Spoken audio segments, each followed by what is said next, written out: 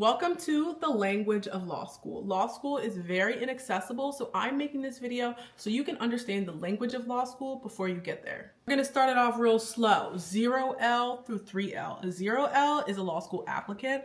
1L is your first year, 2L is your second, 3L is your third. There's also roughly two types of law you can practice. You can practice public interest. I'm not trying to sway you, but help the people. And then there's also private interest, which is usually your big law firms, your corporate law. Quimby. Quimby is a subscription you need when you start law school, and it gives you a breakdown of a case for case briefs. You don't want to start out using Quimby. Quimby is good, but you should use it after you know how to brief a case already. When you brief a case, you roughly need to know the procedural posture of the case, which is, where is it now? Is it the district court, or is it now at the Court of Appeals, or is it at the Supreme Court? That's your procedural posture. The facts are usually the background of the case, so whatever happened to bring it to the courtroom. Next, you'll usually have a rule. If you're using Quimby, it'll give you a nice little rule. Sometimes the rule is the same thing as the holding.